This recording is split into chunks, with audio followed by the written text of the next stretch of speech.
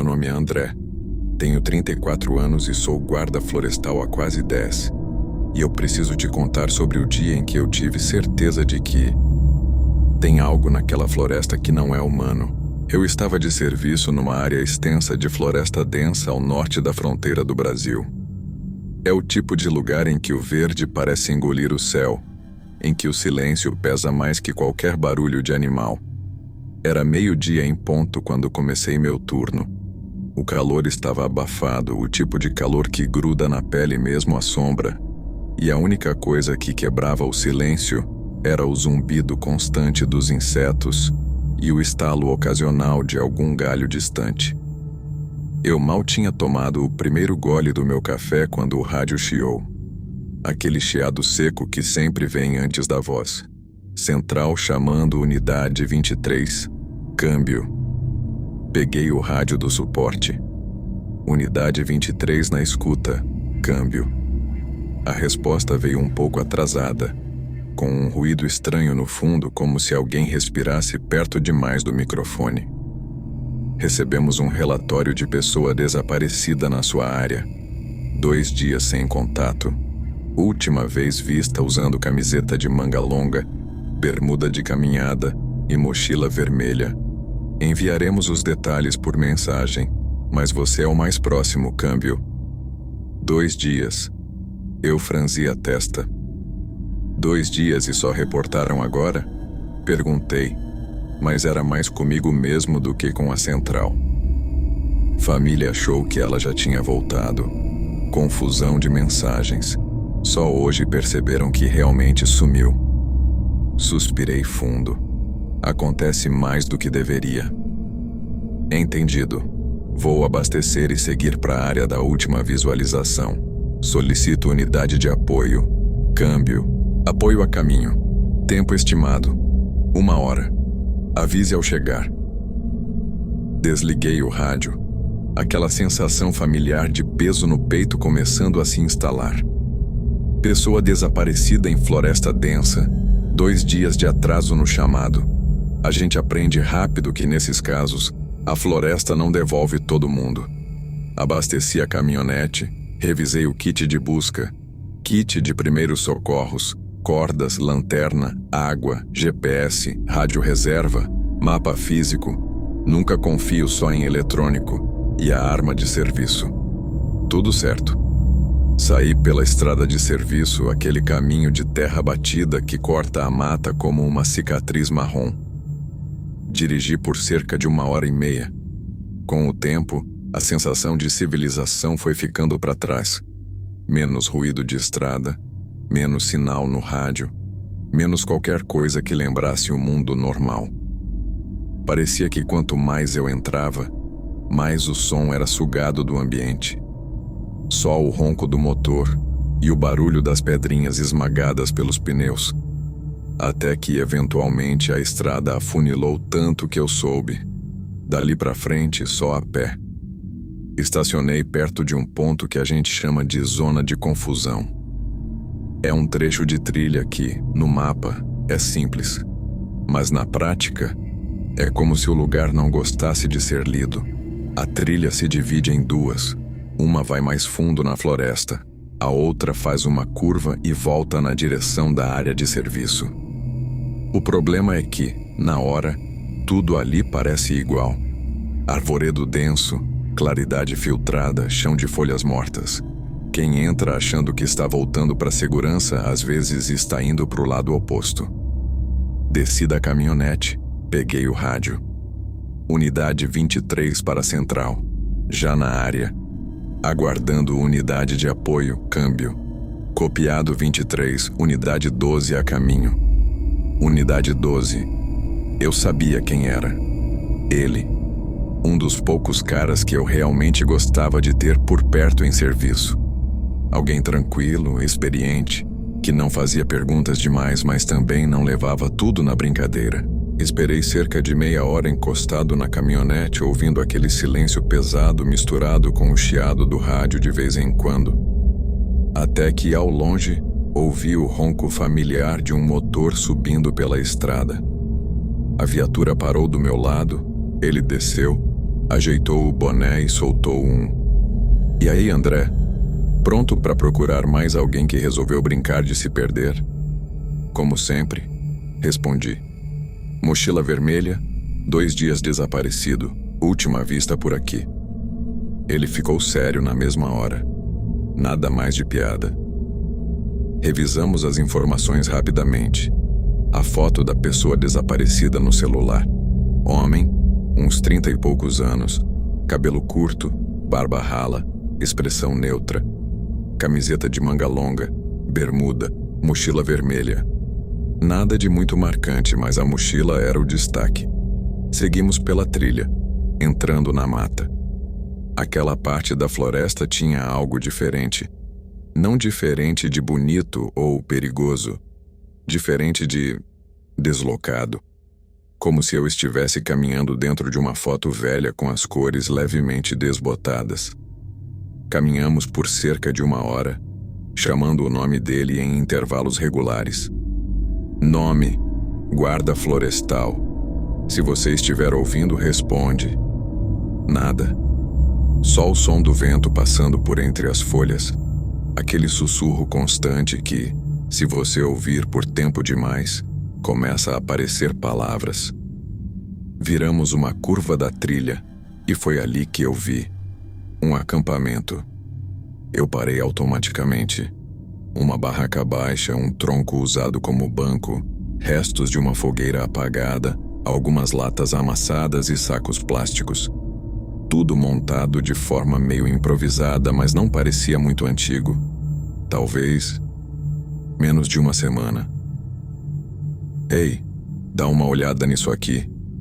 Chamei meu parceiro. Ele estava a alguns metros atrás na trilha, fora da minha visão por causa de uma pequena curva e de uma formação de pedras e raízes. Continuei falando alto para ele me ouvir. "Parece um acampamento. Pode ser dele." Comecei a me aproximar da clareira. Chamei o nome do desaparecido mais uma vez em voz alta. Nenhuma resposta. "Cara, vem ver isso aqui." Repeti, virando para trás. Só que quando eu virei, ele não estava lá. A trilha atrás de mim estava vazia. Dei 2 passos para trás, confuso. Eu tinha certeza de que tinha ouvido os passos dele atrás de mim minutos antes. A trilha não era longa. Não tinha onde desviar tão rápido sem eu ouvir alguém correndo ou alguma folhagem sendo empurrada. Peguei o rádio, um pouco irritado. "Unidade 12, qual é a graça? Você ficou para trás?" Câmbio. Silêncio. Apertei de novo. "Unidade 12, responde. Você me ouviu?" Câmbio. Nada. Nem chiado. Aquela sensação estranha começou a subir pela minha espinha. O tipo de frio que não tem nada a ver com temperatura. Olhei de volta pro acampamento. Cheguei mais perto, tentando focar no que estava na minha frente. A fogueira estava claramente apagada há alguns dias, talvez menos de 1 semana. A madeira queimada ainda não tinha se desfeito totalmente. Havia marcas ao redor, mas quando comecei a prestar atenção, não batiam. Não havia pegadas novas. O solo ao redor estava úmido, com lama leve em alguns pontos, mas só vi marcas que pareciam de animais. Nada de humano recente.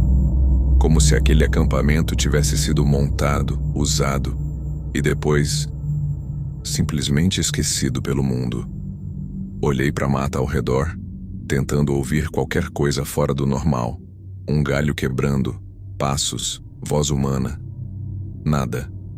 Só o ruído constante dos insetos. Decidi esperar.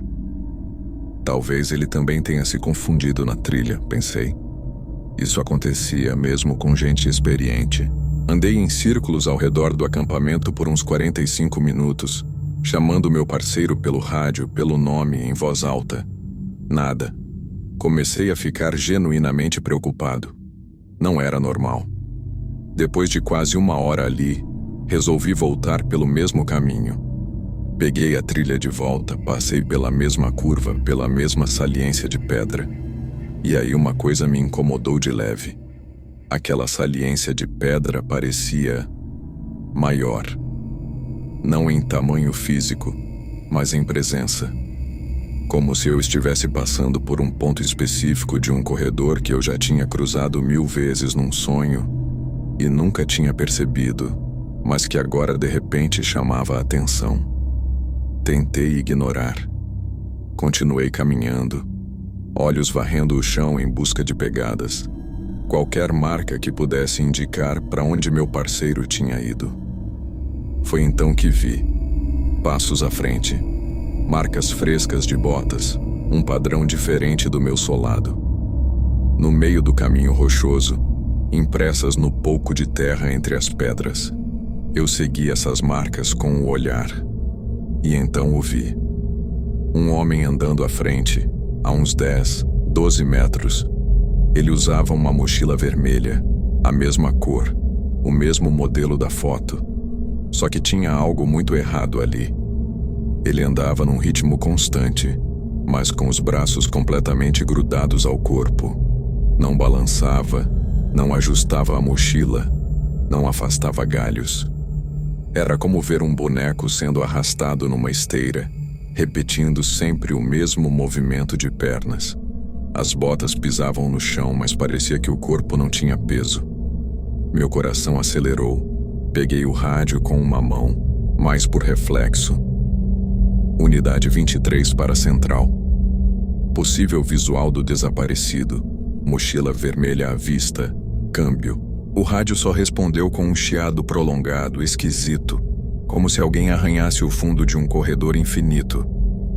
Ignorei. Acelerei o passo até ficar uns 6 metros atrás dele. Senhor, chamei. Me desculpe, qual é o seu nome? Ele continuou andando. Nada de reação. Nada de olhar para trás. Nada. Ei! Chamei de novo, mais firme. Guarda florestal, preciso que você pare um momento. A resposta veio de forma tão abrupta que eu dei um passo para trás sem querer. Ele parou, seco, sem diminuir o passo, sem desacelerar. Simplesmente foi de movimento constante a imobilidade absoluta.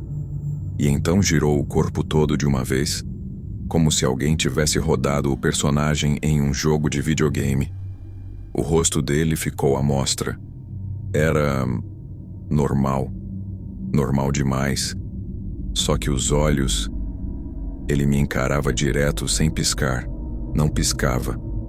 A pele ao redor dos olhos parecia um pouco esticada demais, como se o rosto fosse uma máscara muito bem feita, mas 2 milímetros fora do lugar. Você é nome? Perguntei tentando manter a calma. Ele não respondeu. Apenas continuou me encarando, cabeça levemente inclinada para o lado, como um cachorro tentando entender um som novo. Você é nome? Repeti mais lento, articulando bem as palavras. Depois de alguns segundos de silêncio, ele apenas balançou a cabeça, lentamente. Sim. Eu soltei o ar que nem percebi que estava prendendo. Tudo bem. Estamos procurando por você. Você está em segurança agora, certo? Vou te levar de volta até a trilha principal. Me acompanha, por favor. Ele virou de costas novamente com o mesmo movimento seco e voltou a andar. Eu me coloquei ao lado, um pouco atrás, monitorando. O jeito que ele andava continuava errado. Não tropeçava, não evitava raízes, mas também parecia não se adaptar ao terreno, e o tempo todo, calado. Numa caminhada normal, mesmo traumatizada, a pessoa fala alguma coisa, pergunta de alguém, pergunta há quanto tempo está sumida, chora, entra em choque. Ele não. Nada. 40 minutos de caminhada. Eu falava de vez em quando, tentando tirar alguma reação. Você lembra como se perdeu? Silêncio. Está machucado em algum lugar? Nada. Está sentindo fome, sede? Nenhuma palavra. Ele só olhava para frente. O som dos passos dele no chão, agora que eu prestava atenção, tinha um eco estranho, como se viesse de um lugar ligeiramente deslocado, meio fora de sincronia. Finalmente chegamos à trilha principal. Dali dava para ver ao longe os carros estacionados, a minha caminhonete e o Jeep do meu parceiro.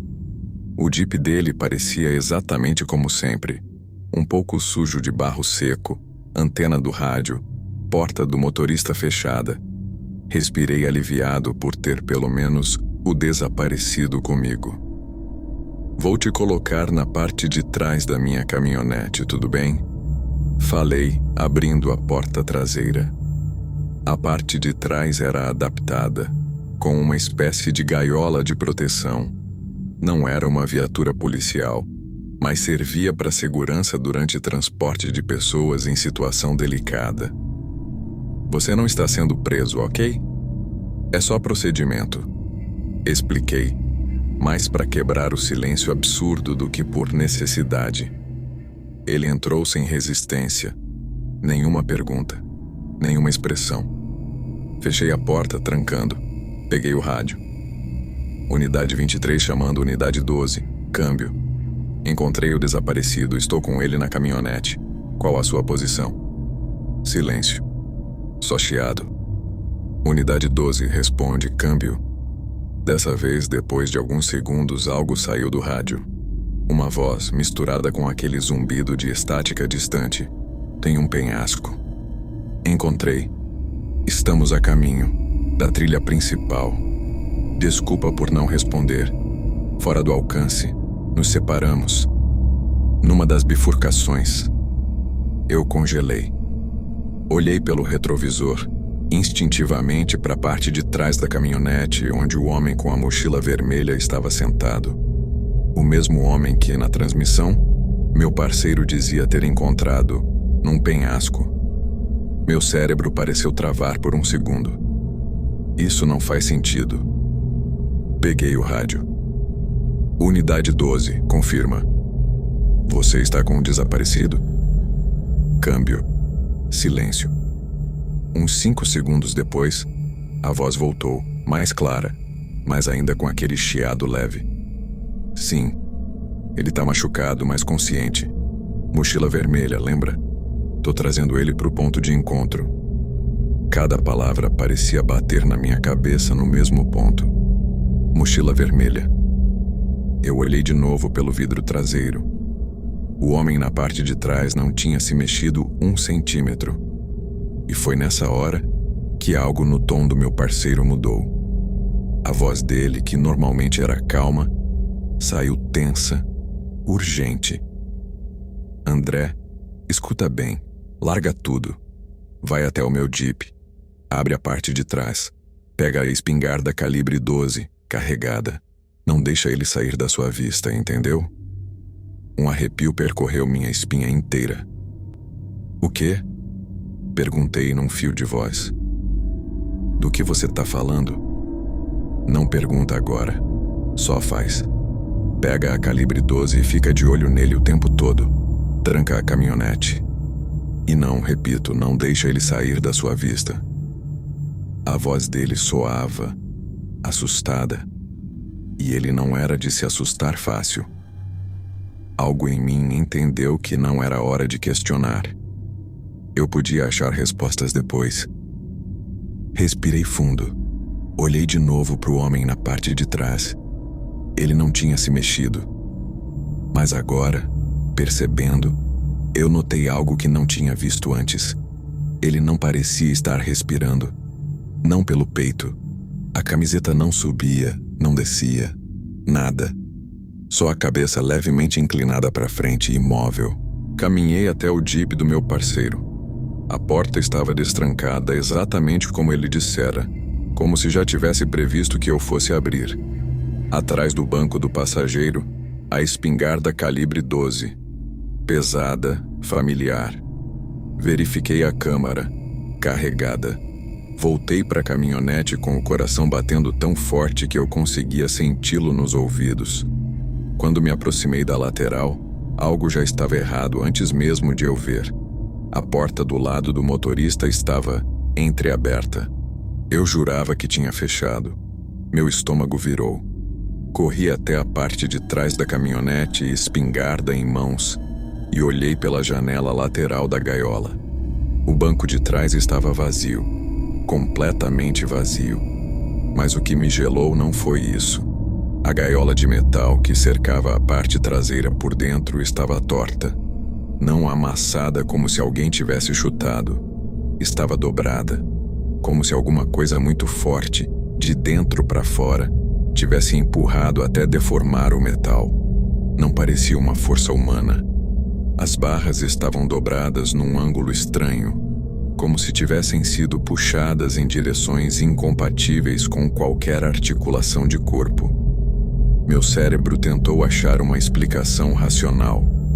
Talvez ele tenha usado alguma ferramenta, algum truque, talvez a estrutura estivesse velha. Mas não em tão pouco tempo. Eu não tinha ficado mais que alguns minutos longe do carro. Olhei ao redor. Nenhuma porta traseira aberta.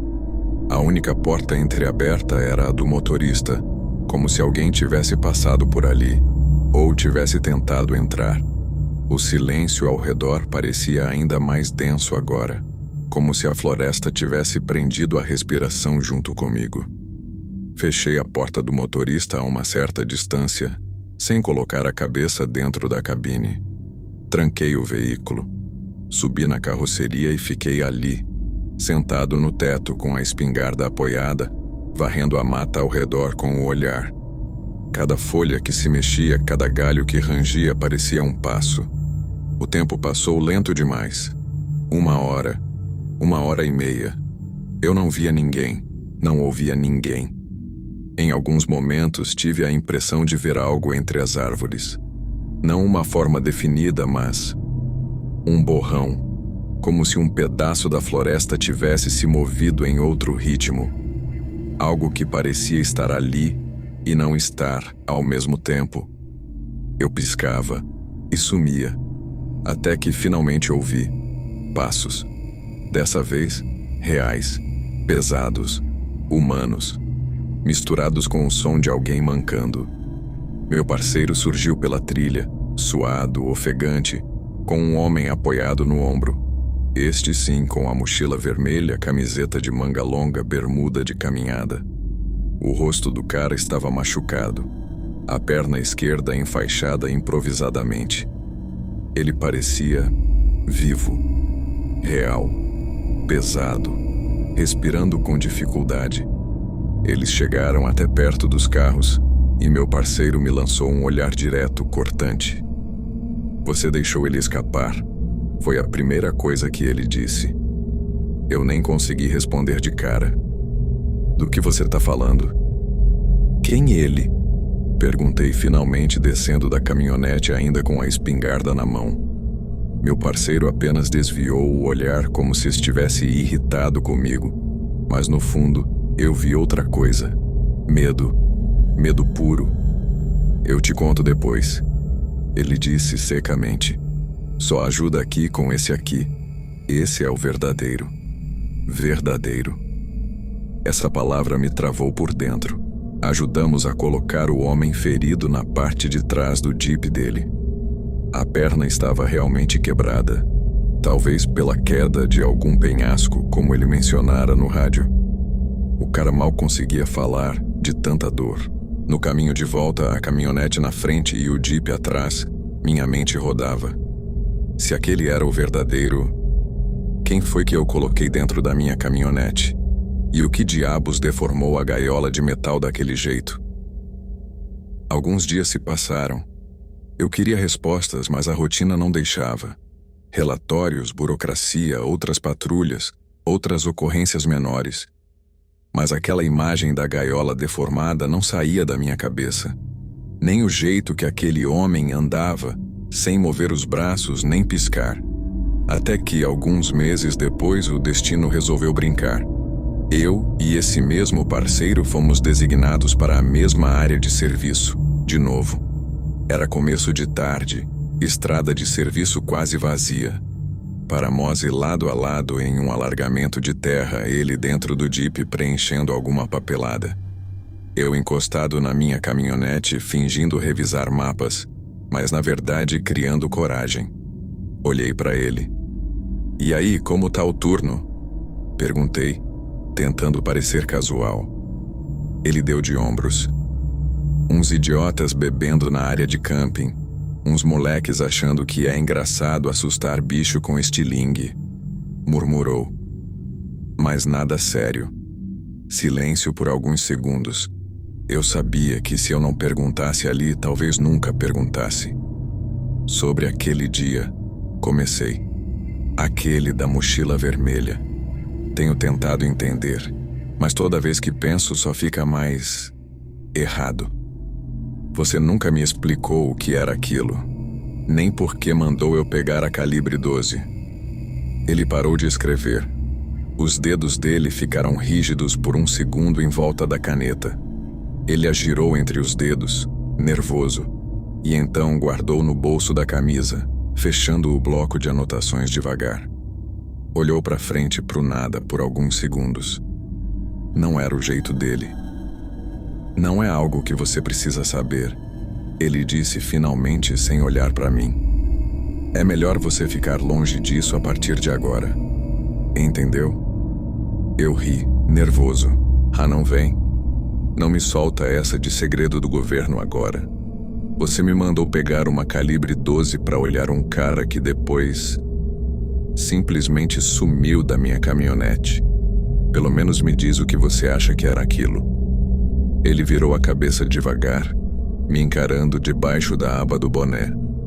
O olhar dele não era o de alguém que está guardando uma piada. Era o de alguém que tinha visto mais do que conseguia pôr em palavras. Depois de um longo silêncio, ele falou: "Isso tá aqui há mais tempo do que eu tô nesse trabalho." O jeito que ele disse isso me marcou mais do que qualquer descrição. Não ele, não coisa. Isso. Algo que não merecia nem ser tratado como indivíduo. "Eu cresci por aqui", ele continuou. "Muito antes de virar guarda eu já morava nesse pedaço de mundo. E tinha coisas que a gente ouvia, mas fingia que não ouvia." Ele respirou fundo. "Eu ouvia meus vizinhos chamando meu nome, quando eu sabia que eles não estavam em casa. Ouvia o cachorro da família latindo na varanda, enquanto o cachorro estava dormindo nos meus pés. Ouvia minha mãe me chamando lá fora, quando eu conseguia vê-la na cozinha. Um frio começou a subir lento pela minha coluna. Quando comecei nesse trabalho, pensei que eram só histórias de interior. Mas aí..." Ele parou por um momento, como se escolhesse cada palavra com cuidado. "A gente começou a encontrar coisas. Pessoas que juram que seguiram o amigo na trilha, mas o amigo já tinha sido encontrado morto em outro ponto. Vozes no rádio repetindo chamadas antigas, com gente que já saiu do serviço há anos. Sabe aquele ponto da trilha onde ela se divide?" Eu assenti, sentindo a boca seca. "Ali não é só confuso, ali é uma fronteira ruim. Tem algo que gosta de imitar o que se perde por aqui. Gosta de repetir, de copiar. Às vezes é só voz. Às vezes é só um vulto. Às vezes..." Ele me olhou fundo. "Às vezes consegue mais." Eu tentei engolir a vontade de interromper. Ele continuou: "Quando você falou que tinha encontrado o caminhante com a mochila vermelha, e eu estava segurando ele em carne e osso mancando do meu lado, eu soube exatamente o que era. Ou pelo menos o bastante para saber que você não podia ficar perto daquilo desarmado." Eu tentei rir, mas saiu fraco. "Então você acha que aquilo era o quê?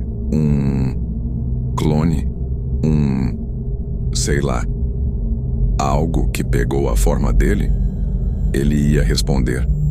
Eu vi no jeito que ele respirou fundo, na forma como o olhar dele ficou distante por um segundo, como se estivesse puxando uma lembrança antiga. Mas antes que ele dissesse qualquer coisa, o rádio chiou alto, cortando o momento. Central chamando unidades 23 e 12, câmbio. Relato de jovens atirando chumbinho em animais próximo ao rio. Precisamos de presença no local. Ele pegou o rádio quase com alívio, como se a interrupção fosse uma desculpa para não continuar. Unidade 12 na escuta, a caminho, respondeu. Fiz o mesmo. O resto do dia foi um inferno de ocorrências pequenas. Adolescente idiota atirando em passarinho, alguém que quebrou a perna numa trilha, verificação em acampamento, orientação para turistas. Corri de um lado para outro. Cada vez que terminávamos um chamado e eu pensava, agora eu pergunto de novo, outra coisa surgia no rádio. Até que, no fim do dia, já estava escuro, e a última coisa que eu queria era puxar aquele assunto no meio da estrada vazia. Mas a verdade é que desde aquele dia, eu nunca mais consegui olhar para aquela floresta do mesmo jeito, porque toda vez que eu passo pela zona de confusão, eu tenho a mesma sensação de que alguém está andando atrás de mim, com passos perfeitamente sincronizados com os meus, que se eu virar rápido demais, não vou ver ninguém. E o pior de tudo, às vezes, muito raramente, quando o sinal do rádio cai e volta, eu ouço uma voz. É sempre o mesmo trecho. Estou em um penhasco. Encontrei. Estamos a caminho de volta. É a voz do meu parceiro. Mas ele não está falando. Ele está do meu lado, dentro da caminhonete, mexendo no rádio, batendo de leve como se fosse defeito técnico. E eu só fico ali, dirigindo, tentando não pensar no fato de que talvez em algum lugar lá dentro daquela floresta, em alguma trilha que não aparece em mapa nenhum, aquilo ainda esteja andando, com uma mochila vermelha nas costas, sem mexer os braços, sem piscar.